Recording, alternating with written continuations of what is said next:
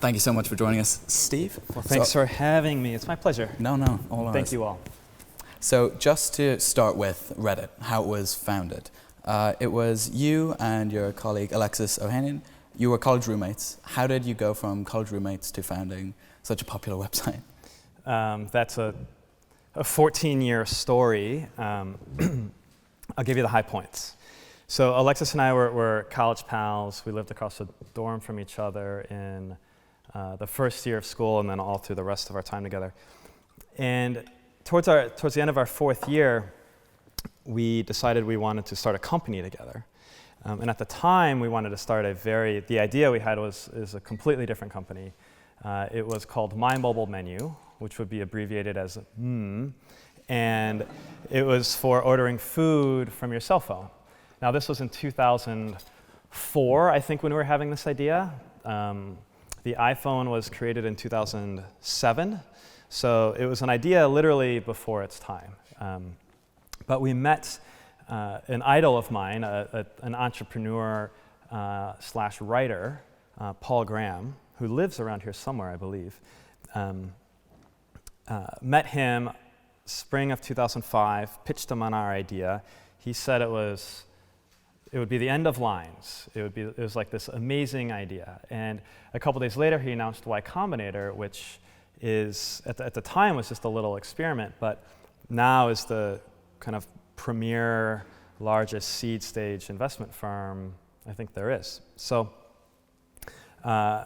he invited us to apply to that. We applied with the idea that he liked and told us to apply with, and then were rejected. And shortly after being rejected, Paul invited us back and basically said, we like you two. We just don't like that idea. If you want to work on something else, you can be a part of this Y Combinator thing. And that something else was Reddit. And so in 2005, we worked on Reddit as what felt to me like basically a homework assignment, because I didn't want to look stupid in front of my idol, Paul Graham. And over the last 14 years, it's turned into the Reddit that we know today. I've read that it was sometimes a bit difficult with Paul, that you were so young, and there was a bit of back and forth about when it should launch, how long you were taking. Could you tell us about that a bit? Yes, Paul, for better or for worse, micromanaged us in just about every way possible. Hated the name, although to be fair, I didn't like the name either. Hated the alien. I remember one of his emails was, it was something along the lines of, the alien makes you look like a joke. If you want to keep it, just put him down in the corner so it's out of the way. And launching, I also remember another formative email that I received from him. So I started writing software, and this is probably June 1st or 2nd. About 2 weeks in, Paul sent me this email that said, why haven't you launched yet? It's either because you are incapable of doing this, or you're afraid to do so, and I don't know which is worse. And I was like, fuck you, Paul. So put something kind of halfway online. I suppose that's what he wanted. And I think then a week or two later, he linked to us from one of his essays, without telling us first. And that was I guess, the closest thing we've ever had to a launch. So you said that the idea behind the original project was to end queues. What was the idea behind Reddit at the very beginning? So the idea behind Reddit in the very beginning was, there was a couple of websites that we took inspiration from. The two in particular were Slashdot. Slashdot's still around, slashdot.org. It was a news, ostensibly on its surface, a news website for tech news. And the subtitle of Slashdot is News for Nerds, Stuff That Matters. And so if you go to Slashdot today, you'll still see the same headlines and the same kind of quirky synopses of the content there. But with each post, also, there's a comment section.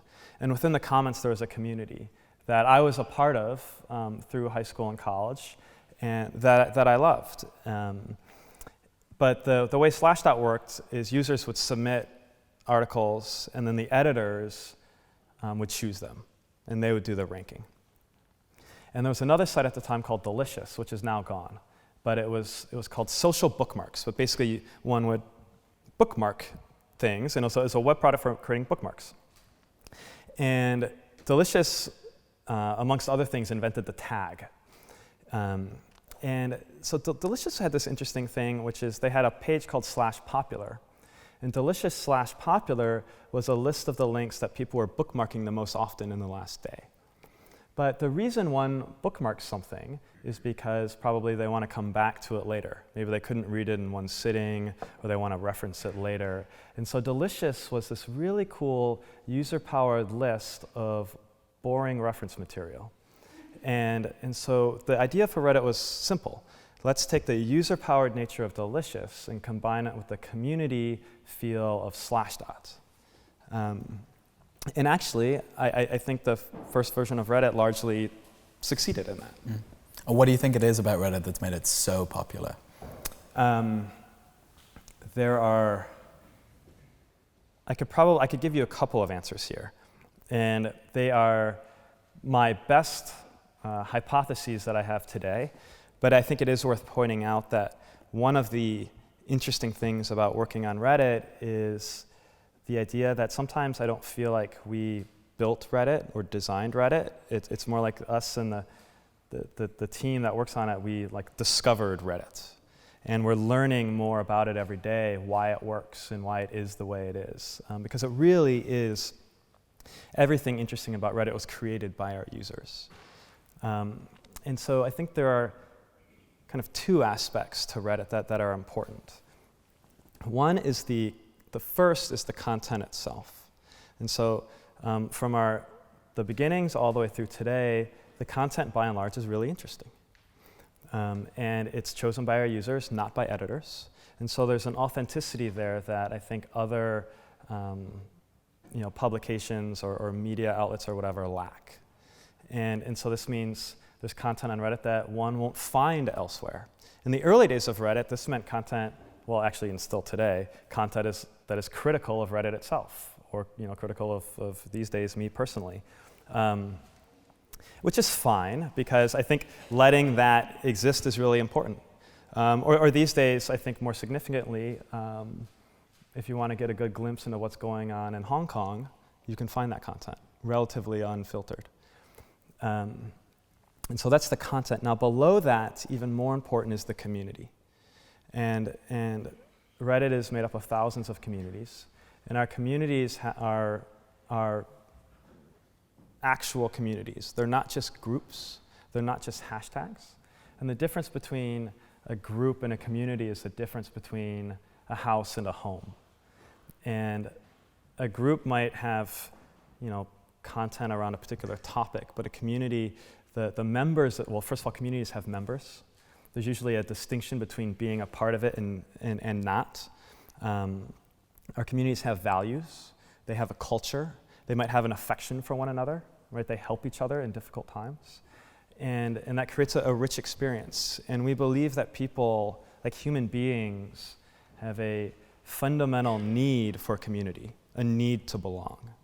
And so something I said as a joke a few years ago, actually I think has turned out to be true, which is our users, they come for the cats and they stay for the community. And so I could say content instead of cats, but to be honest, the first content that people see on Reddit is usually a cat. So it works just as well. You talk about a community, and they do really have their own kind of social structure. Now, these communities are mostly moderated, not by members of the Reddit staff, but by just users. Could you explain how the system works? Sure. So we have 3 tiers of governance at Reddit. The first is ours, comes from Reddit Inc. Our rules, and we enforce those rules. The second is our moderators. Our moderators are users who create communities. They create their communities. They set the initial kind of tone and vibe of the communities, and they write the rules. All of our communities have rules.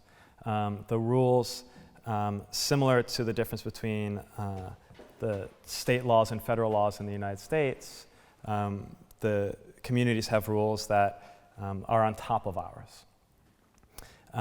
And the moderators can enforce those rules, and just about as strict or not as they like. And some communities are very strict and some are very loose. That's fine, as long as they're not less strict than us with our own rules. And then finally, actually most importantly, is the user base at large. Every piece of content on Reddit has an up arrow and a down arrow. And this is where our communities accept or reject content or behaviors that are acceptable or not in their communities. And one of our sayings at Reddit when we talk about scaling moderation is the only thing that scales with users is users. And I think by empowering our users and communities to set their own rules and enforce those rules, that's the only way to moderate a platform as large as ours. And so it's one of the things we've been, as I said, we didn't necessarily design it this way, but we've learned that these decisions and these mechanisms are critically important to why Reddit is the way it is today. And there might be some instances where you think those users might even be a bit too empowered. There was a controversy in the time that you weren't at Reddit where some of the moderators effectively went on strike when a popular member of staff was dismissed abruptly. What do you think caused that kind of fissure between the staff and the moderators? That was, I think, like real world strikes. A strike is a very apt metaphor for this. Real world strikes, the situation wasn't created overnight. And so the moderators were dissatisfied with the company, with the communication from the company to them, with the level of support, with the level of tooling.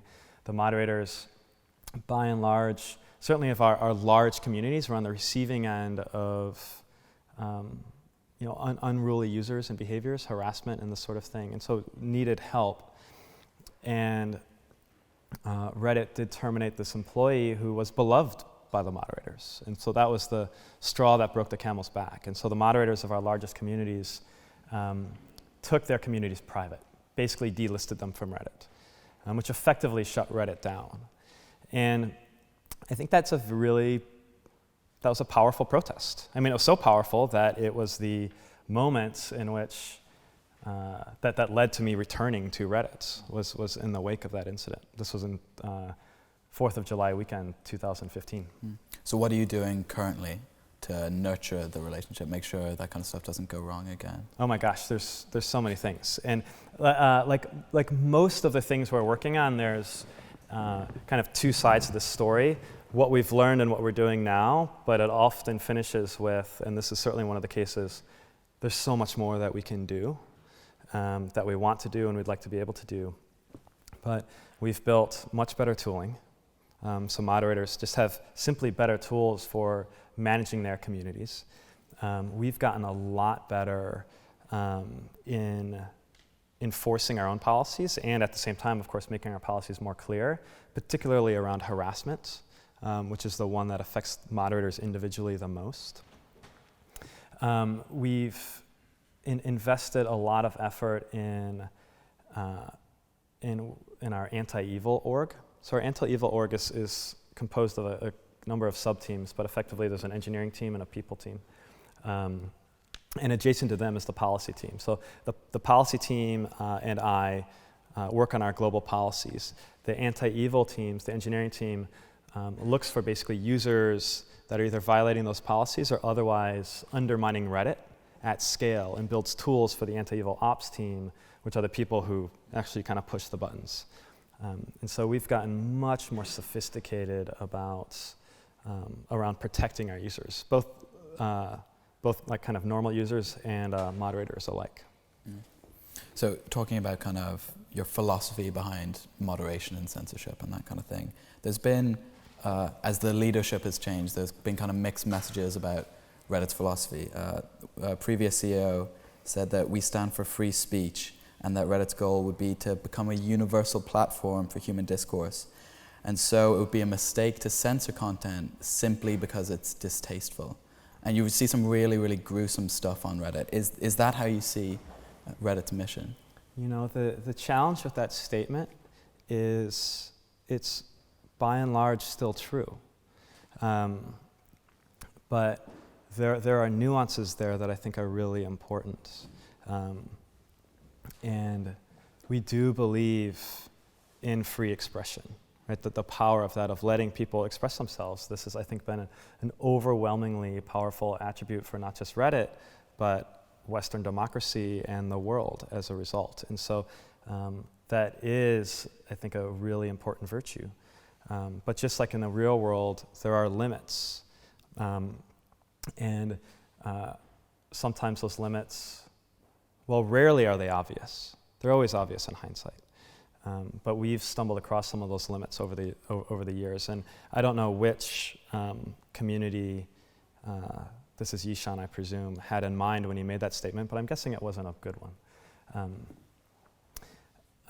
And so we've struggled at times with finding where the line is. And I've struggled personally with this idea that to be in a position of me, our company as a private company or me as an individual being the decider of right or wrong is, I think that's problematic. That doesn't scale, and of course, we don't want to be in a position where we're relying on one person's moral judgment to make decisions for a vast community of people. That said, we do find these limits. And so as I mentioned before, we have our content policy. We just made a change last week around harassments and updating that policy and changing some nuances there to give clarity to both the community and our teams. We've made a number of policy changes before that around violence, not just glorifying violence, or not just inciting violence, but glorifying violence was a change that we made based on behaviors that we'd seen on our platform and others. Of course, we made changes around involuntary sexualization and deepfakes and that sort of thing as well. So we're in I think, a perpetual state of learning. We believe that people should be able to express themselves. And sometimes they do so in ways that other people might find offensive or discomforting.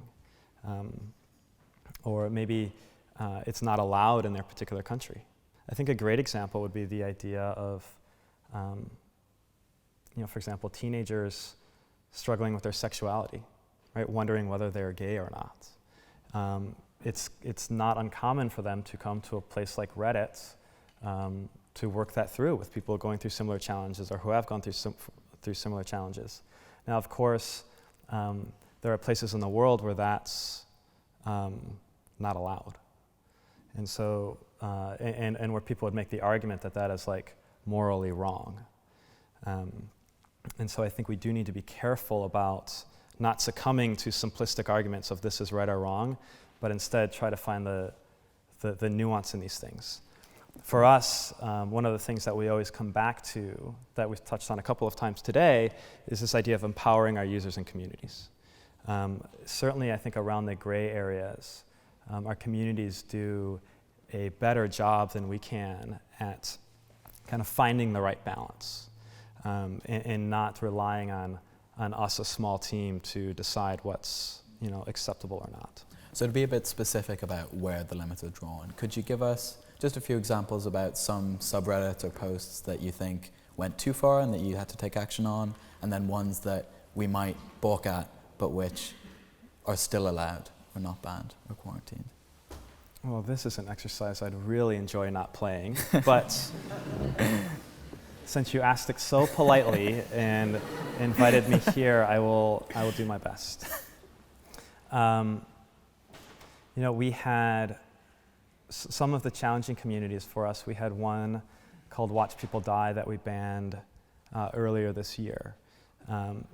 And we banned it in the wake of Christchurch because they hosted the video of that shooting.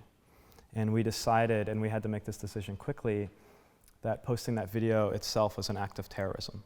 That video was designed to terrorize. And it was, the community ostensibly, one of the reasons they said that they existed is to kind of showcase the fragility of life, in that It helped people deal with PTSD and this sort of thing by seeing content like that. And it's hard. Sometimes it's hard to adjudicate on communities like this, particularly when we can't relate to it. Right? For us, it's like, well, I see what you're saying, but I don't kind of feel it. My gut just doesn't align with that. And so that was a challenging one, but we made the decision in the wake of that video that it's just, there was a line that was crossed there, and we can't stomach that. There are communities today that, our user base would love us to ban. Anything political in nature is, we live in a climate, here in the UK and in the US where I think political speech has degraded significantly, and the decorum around it has degraded significantly. And so there's always howls on both sides, the far left and the far right, both of which who have their homes on Reddit, whose strong desire and belief is that the other side shouldn't have a voice. And of course we disagree vehemently with that. Political speech is, I think, some of the most sacred speech. And so there's always issues there that we wrestle with, of course. The way that we're talking about it now, it can kind of sound like you're issuing rules from above, very separate. But often you're actually in the firing line. And if we're talking about politics, there was one subreddit, Pizzagate, that you stepped in, you banned, and personally became the subject of a lot of ire. Do you want to talk about that a bit? Well, if you ask me a yes or no question. But what do you think you've learned from that encounter and how you're dealing with these problems? Well, there's a lot to that story, the Pizzagate story. So Pizzagate was a conspiracy theory on Reddit that there was a child sex trafficking ring run out of a pizza parlor in DC. This wasn't just on Reddit, it originated elsewhere. But Reddit is an easy target in those sorts of things. We banned it. It was drifting from a fringe view into real-world harm, right? It's particularly around doxing people, which is an old but really important rule on Reddit. And in the wake of that, people were angry at me, and it's hard to tell with Reddit, and this is, I think, kind of one of the interesting things about being in my position. Having grown up on the internet, having created Reddit, having, there's always the story and then the story, and the level of kind of trolling on Reddit can sometimes, there's this many layers to it, and so sometimes people are angry at me, and sometimes people are pretending to be angry at me, or it's more of a performance. But in the wake of that one, regardless of the intentions behind it, I was on the receiving end of a lot of harassment. And we tried two approaches to resolve that. The first is when I edited the comments of the Donald, where they were calling me nasty names, and so what I did is I changed instances of my name to their names. It was the only word I changed. I changed spez to the moderators of that community who were allowing this behavior. I had thought at the time that I might be able to, this to me felt like partly a joke, but also a part of diplomacy through like, hey, maybe we can meet on this level of messing with each other. And behind the scenes, it actually worked. I did get a lot of messages from those users who were like, "That's pretty funny, but I'm gonna throw you under the bus publicly." I was like, fair enough. Didn't work. I got in lots of trouble. It was very embarrassing, and I still have to answer to it to this day. But there are important lessons learned there, of course. The second tactic we took was we changed our harassment policy, because I really struggled with at the time of I'm getting harassed, but it doesn't really bother me. Because I've been on Reddit a long time. I have a thick skin. I have a robust ego. And, I can take it. The challenge is it allowing it normalizes that behavior. And so we had to decide, right, is that behavior we think is acceptable on Reddit? And the answer is no. Harassment's always been a challenge for us because it's just one of those areas where defining it is tricky. There's some nuance to it. And so that's why we continue to update our policies over the years, is as we kind of come up with new ways of articulating these things. So we made a harassment policy change in the wake of that, which overall I think was a really good decision and a good thing. So kind of I often describe Reddit as a series of adventures and misadventures. That was probably one of the misadventures. But in the end, I think there's some important lessons learned and some structural changes to Reddit that make our platform healthier overall. Well, you were very kind to answer that question, so I'll do something funner now. What's the best, the most inspiring thing that you've seen on Reddit recently? There are many examples of this. There are a class of communities that I really enjoy, support communities. And for me, one of the things I just learned as an adult is I don't like being angry all the time. Therefore, reading the daily political news is not a fun activity. And so I often try to start my day with not that, but like something else. And so in the wake of the 2016 election, a community was created called Wholesome Memes. And Wholesome Memes is exactly as the name implies. It's just wholesome memes. It's actually, I think, our largest growing community of 2017. And so I enjoyed that community, and then kind of adjacent to it, but a little bit more serious, but gives me the same kind of warm feeling in my heart, are our support communities. People who are struggling with drugs and alcohol addiction. And I enjoy reading these communities because it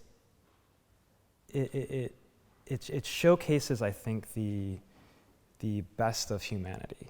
And so people will come to these places in their darkest moments and find support, find forgiveness, find encouragement, and ultimately find kind of cheering and celebration for people who have kind of made a significant change in their lives. And I think that's really cool. The lesson I've learned from Reddit, the profound life lesson I've learned from Reddit that makes working at Reddit so deeply fulfilling for me is that I've learned that people are better than I think we give them credit for. And I mean people generally. I think people are more interesting and funny and supportive and collaborative than we give them credit for. And I think one of the things that Reddit does that's special and makes me believe that we deserve a place in the world is create a context for people to behave better. And so that's something I'm very proud of, and that's something I enjoy both as the CEO of Reddit, but also just as a person, as a user, and as a Redditor, seeing in people. So touching on that, I think this might have been a few years ago, there was a project that you launched on an April Fool's Day called r/the place. So tell us about that, what your expectations were going into it and how it played out. So our place was so on April Fool's, we do these little community experiments. We've done them for, I don't know, years now. Some more successful than others. Place was one of our great ones. It was simple. It was just a canvas, a 1,000 by 1,000 pixel canvas, and any user could change one pixel in that canvas of one of 16 colors, like the web colors or whatever. And so we ran it for a couple of days, and we had millions of people all placing individual pixels. And I can't tell you what we expected to happen. I can tell you what we feared would happen. Sounds like you already know.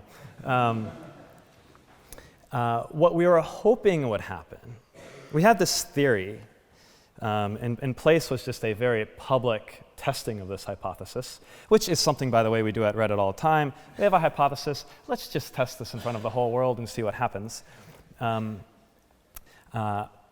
I've said this before. I've used these words that anytime we give users a canvas to be creative, they usually, one, do so, and two, do so in ways that surprise us. And so in this case, we gave them a literal canvas. And they were creative in ways that surprised us. And so, yeah, we saw some funky stuff in the beginning, and we made a few hot fixes to mitigate that. But what we saw was this incredible living work of art. And we saw memes and jokes and a lot of countries' flags. My favorite moments, I remember watching this, I think this was like Saturday morning. Somebody made, or many users drew a French flag, and then another group of users drew a German flag, and then the German flag started like encroaching on the French flag, and the French flag like ran away, and then they merged into this chaos, and out of it came the EU flag. And it's like so cool. It was like so cool. So I actually get a little beklempt thinking about it. It was a really, really powerful moment. And then, so we let it run a few days, and then our users got really good at coordinating their activity and writing bots, and that's when we turned it off. And so, but again, I think to my point before, it showcases the creativity and fun and irreverency and the love that people can have for one another when they're in the right context with just a little bit of moderation. And it really it shows how resourceful, how clever the users can be sometimes. Do you think there's a particular kind of person that uses Reddit, or is it a cross-section? Oh, what a great question. I don't think I've been asked that one publicly before. I used to think so. I used to think that when we were smaller, let's say when we were 3-4 years old, I was really happy we'd succeeded in building this kind of next generation of Slashdot, this place with new content, not just tech content, but with a really vibrant and interesting community. And I was really proud of that. I was really happy about that. And I feared that would go away, that if Reddit continued to grow, it would die. And so I just wondered, I thought we had special users. And that's why our platform is better than others, or the conversation is better. Well, I'll just say better. I thought it was better. But now Reddit is much bigger. We're many times more bigger than we were today, and we have many millions of users. And so we're much more diverse as a user base. And so I can no longer claim that our users are special, because it's the same people using our platform and other platforms. It's the platform that's special, or it's the way people behave on our platform that's special. And that kind of brings it back to the earlier point I was making about kind of elevating my view of humanity, which is, it's not that some people are better than others, it's that I think everybody has something good and interesting and significant in them. It's just, is there a forum to express it? The metaphor I use a lot is think about driving a car, or my experience driving a car on a highway in the US is that when I look around at other people on the highway, I think, you all are assholes.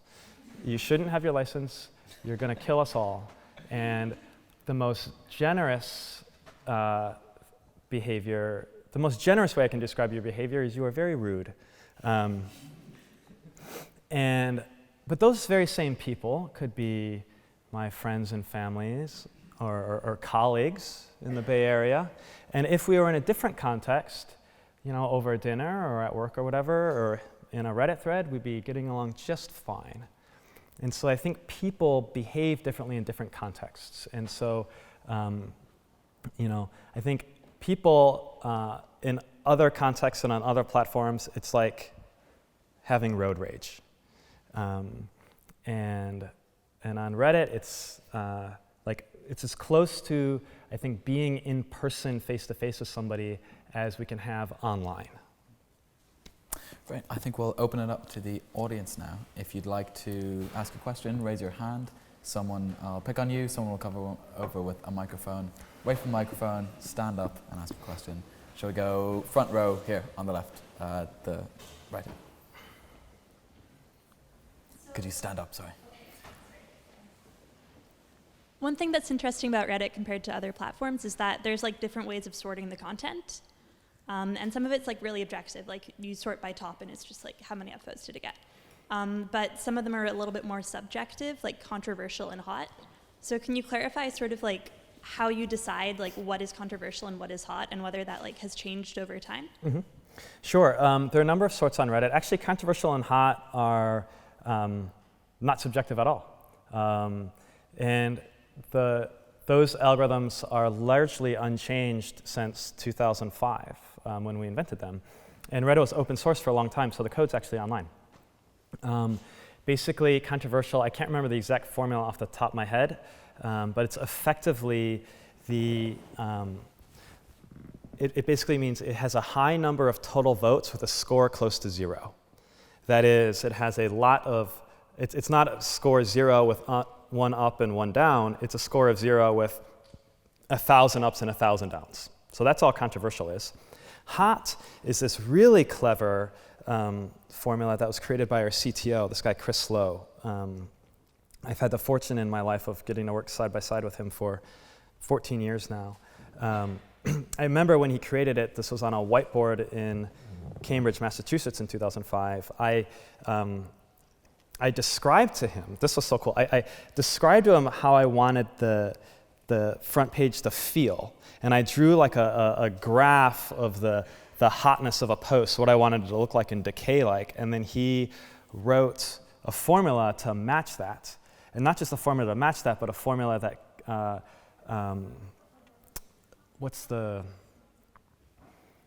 don't know what the math term is this, but it's basically computed in place. So things would decay without having to compute the score. And so the only thing that's changed, and the way that works is the scores of a Reddit post, pardon me if we get a little technical here, the scores of a Reddit post, the hotness of a Reddit post never goes down. It's just future posts always have a higher hotness. So effectively what that means, this is how it worked back in the day, we've changed it a little bit, is a vote tomorrow is worth 10 times as a vote today. So the score might go up by 1 point, but internally it goes up by 10 points. And then tomorrow it'd be worth 100 times more. And so that causes new posts to be favored. It's really, really clever. So that's how the hot algorithm works. The only thing we've changed in that over the years is the constant, how fast it takes for a vote to increase in the order of magnitude. It used to be 24 hours, then 12. Now I think it's down to like 4 hours. And one of the things that's happened on the internet is just people have become accustomed to getting more content faster. And so it used to be Reddit was cool. Reddit was special because you could go to Reddit tomorrow and see all new content. But then users would come back increasingly in the same day and be like, it's so stale. Like, why is Reddit getting stale? And I'm like, we're not getting stale. You're just getting impatient. So we have tweaked that. Now, there is a sort on Reddit for posts called best. Best is the one, that's probably what you're actually asking. That's the one we tweak all the time. And that's basically, within a community, it's still hot by and large, the hot sort I just described. But best is where we try to, what we do is we bias it towards communities that we think you might be interested in. Communities where you spend more time or small communities. We're constantly fiddling with that to find the right balance for people. But that one, I actually don't know it off the top of my head. We're probably testing 10 things right now to see what works the best. That was great. Next question. Let's go second row here in the gray shirt. Yeah. Hi, thank you very much. You talked a lot about ways that Reddit is, certain measures that Reddit is doing to protect people against things like harassment and bullying. But I'm just wondering, what role do you think that Reddit has, if any, to safeguard those who might be vulnerable to accepting or embracing extreme ideologies and sort of terrorism ideas? So the question is, what role do we have in preventing people from being exposed to extremism? Yes, and to safeguard people who might be vulnerable to extremism. Extremism is actually pretty textbook for us inciting or glorifying violence. So if we're talking about terrorism and kind of anything in that neighborhood, that's against our content policies, and we just remove it. Now, if we venture closer into, there's kind of two ways we can go, kind of backing off from that in level of intensity. One would be in politics, where it can be a real challenge. And this is where our belief is, we try to separate, from an enforcement point of view, behavior from beliefs. Because what some people view as an extreme political belief, other people view as their belief. And I've seen this, and I've felt this firsthand, the gap between the far left and the far right, both accusing each other of extreme beliefs, and to be fair, both caught up in behaviors that are problematic on Reddit, harassing and bullying and cheating and this and that. The other direction is just around bullying and harassment. And this is where we spend a fair amount of time. It's one of the more difficult areas because defining these things can be challenging. And so for us, what we're trying to do, the mission of the anti-evil team is to reduce bad experiences for good users. Basically making sure that our users who are participating in Reddit and giving to their communities and are part of their communities are not having bad experiences. And this can range from as simple as like a blocking feature, so users can block users who are annoying them or this or that, to really sophisticated tools for finding groups of users who are harassing other groups of users or manipulating content in that sort of way. What we've been able to do over the last couple of years is go from being entirely reactive, basically only taking actions when a post is brought to our attention, through reporting or some other means, to being over 99% proactive. And so of the content that we remove for those sorts of violations, 99% of it is removed before the victim or intended target even sees it. Doesn't mean that's 99% of the content that exists, right? Still think we can be better at finding it. But we've become much more proactive towards that end. Great, hands up again. Let's go over here, back row. Yeah. Thank you very much. So talking about that canvas, you were mentioning bots as well. How has, in your experience, the usage of bots influenced communities on Reddit recently, in the last couple of years? How does that influence especially political communities? And what are you doing as Reddit against the usage of bots and them influencing political views? Sure, bots. There are good bots and there are bad bots. And in fact, on Reddit, you'll see people saying, good bot or, bad bot. A good bot, for example, are, I'll give you some examples. We have bots that in, for example, the stop drinking community, people have a flare, a little extra few characters after their name that indicates how many days they've been sober. Somebody built a bot that updates that counter each day for all of the users who have that flare. And it's a little badge of honor that those users wear. That bot actually is also used in Stop Smoking and in NoFap and in other places. So it's a cool little bot.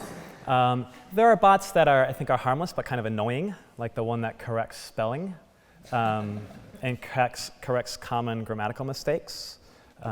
Is kind of annoying, but ultimately harmless. And then there's bots, I think, what you might be referring to, which are, I would define a little bit differently, which would be an inauthentic account.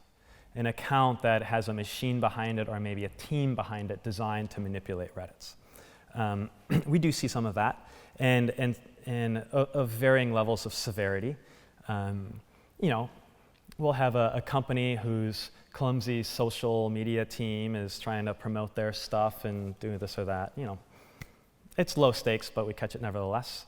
And then, of course, like nation-state level attempted manipulation of political content. By and large, Reddit, I think, overall has done a really good job defending against these things, and there are two reasons for this. One is that our users are kind of naturally skeptical. As I mentioned before, we have arrows on everything, up and down. And if Reddit is good at one thing, it's calling out bullshit. And so people who have an agenda tend to stand out. And whether it's an individual with an agenda, a group of people with an agenda, or bots, it tends to stand out and it tends not to do well. That's what we saw in the wake of 2016. And the other aspect of this, though, so there's our users and then there's us, Reddit the company. We've gotten much more sophisticated about finding and removing inauthentic accounts from Reddit. We've put a lot of effort there. We've actually removed millions of accounts over the last couple of years. Again, different levels of severity, different levels of crime and sophistication, but we've become much more sophisticated from that point of view. And so we have a whole team that exists now that didn't exist 2 years ago. That is composed of some former community team members. Our community team members at Reddit are like the special forces of customer service, right? They've been on Reddit, they've been on the internet their whole lives. They just kind of know things. They kind of smell when things are fishy. Also, engineers and data scientists and security clearance type people, all kind of working together to sniff out and prevent bad behavior. And so, by and large, I think we're doing a pretty good job there. I think the 2020 election will be intense, but based on everything we've learned over the last couple of years, everything we've heard from law enforcement and that our peers have faced and everything we've seen, I think we're in a pretty good position, looking forward to the next major election in the United States. Great, let's go for another one. Right here in the front row. So far, you've been focusing on a very kind of rules-based view of moderating communities, both from the Reddit admins and also from the individual moderators. But Reddit tends to collect communities, of course, and a lot of them often need something a bit more sensitive. So from a personal perspective, I was a 15-year-old boy who couldn't get a girlfriend, and I ended up on Forever Alone.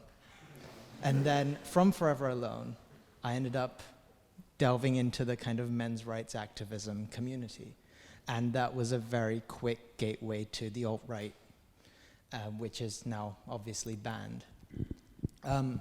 But how do you have any ideas on how to stop people from perhaps going through that pipeline? So perhaps stopping people who are these 15-year-old boys, or there are many other similarly vulnerable groups, from then ending up on communities which are much more toxic and can radicalize them, apart from sort of applying sort of rules which cover everything. Sure. Thank you for answering that question. Asking that question alone, I imagine, can be difficult. So I spent a lot of time thinking about this. I think being a insecure and lonely is kind of a common part of the teenage experience for many people. And I've seen this in my own life. I've seen this in friends, and I've seen this elsewhere online and on Reddit. People taking, looking for community, right, and looking for support in a kind of lonely, difficult time in their life, and in many cases finding that support. And what I've seen, sometimes I often describe, I don't think I've used this phrase today, our jobs at Reddit is like kind of less of like product and tech people and more as like kind of sociologists. And so find myself thinking about, for example, this issue more than I would have thought I would have when I was like getting my computer science degree. And I think we see what happens in the real world is people go through, I think the majority of people go through a path of maturation where they grow out of it, right? They grow into themselves and they grow into their personalities and they develop confidence and this and that and become, normal, well-adjusted adults. And people who don't. And so there's some amount of empathy when I look at these communities, and the overwhelming majority in them is like sadness or loneliness. And when I talked before about our support communities being some of the most important, and so I always want Reddit to be there for people to play a role in their lives when they're going through a difficult time.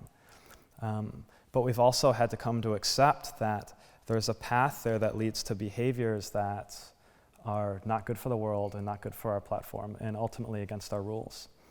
And so I kind of talked about this before about communities that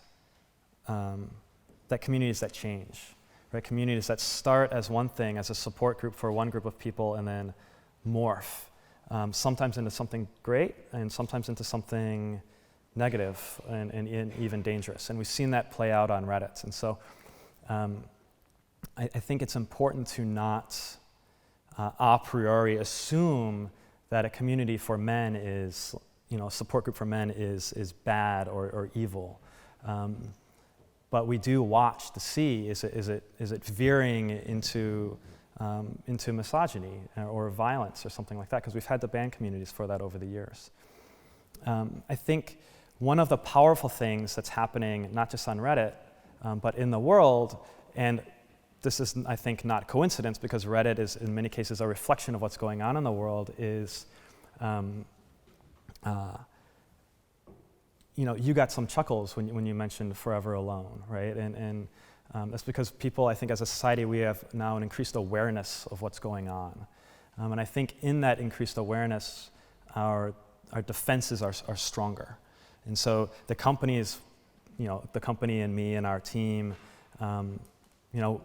we've learned about kind of this situation and the way these things can metastasize and this and that. Our community has learned that as well, and I think at large we've learned this. And so I think kind of in that learning there's hopefully opportunities to provide each other and provide people support when they're ready to receive it, before it's too late, before things go bad.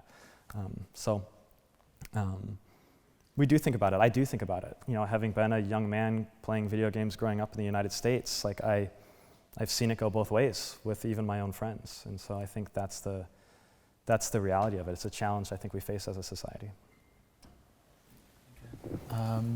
Let's go front row here. Yeah, the woman in the black jacket. Hi. Would you ever consider letting users use their real name for the username? Would you ever consider making it mandatory to make Reddit a safer place and more translucent? Great question. So letting users use their real name is a really important way of phrasing that. And Reddit is not an anonymous platform. I think that's a misconception about Reddit. We don't require people to use their real name, though it is not, we would not be opposed to building a feature that would allow people to do so. Because fundamentally what I think is important on Reddit is not that people are anonymous or not, it's that they have control over their identity. And there are many cases on Reddit where people do use their real name. When they do an AMA, for example. I'm such and such, ask me anything. There are many cases where they're relying on a different facet of their identity where it'd be inappropriate to share their real name. I am a person struggling with this addiction. I am a person, I am a mom who is struggling being a new mom and struggling being a parent. Those aren't things that people would attach to their real name and go post publicly, because these are insecurities and challenges that people want to deal with. And I think Reddit can play a powerful role in people's lives in that way. So I actually would like to make it easier for people to attach their real-world identity if they would like, to attach their work identity by maybe like verifying like an email domain or something like that if they would like, and to create other ways for people to verify their identities in different ways, because I think that'd be really powerful. But what we won't do is require people to give their real name, because that would be cutting off, I think, really important parts of Reddit. And it would be cutting off the opportunity for people to get value out of Reddit in a way that they might not be able to do elsewhere online or in the real world. And I think that would be a big loss. It's important to add on here as well that users on Reddit have a reputation, right? We quantify it in the karma score, and I know that it's easy to talk about fake internet points, it's just a game, but people really care. And one of the things I'm actually looking forward to doing over the, in the future is actually expanding how karma is used and showcased, because I think there's an opportunity for people's karma to be their kind of digital reputation, and to actually elevate reputation so we're not reliant on just people's names. I think we probably have time for one or two more. So let's go for the man in the stripy green top. Yeah. Hi.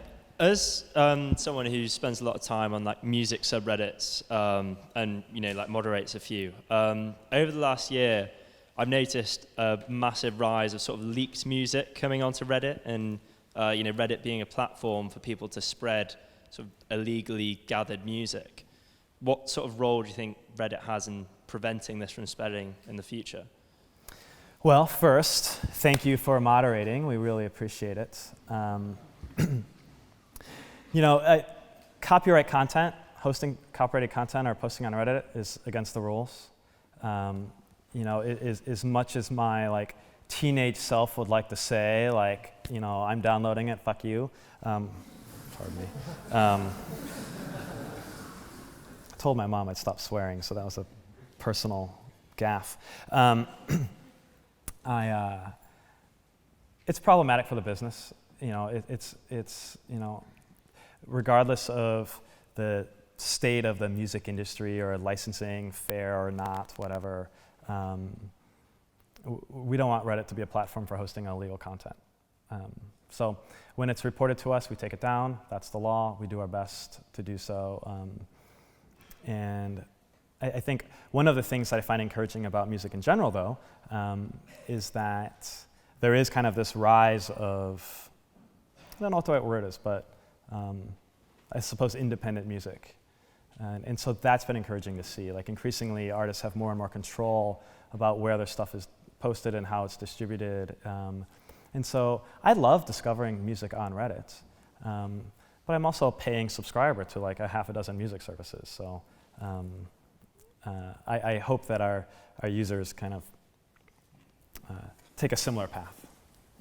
I'm afraid that is all we have time for. Can everyone please join me in thanking Steve for a really fantastic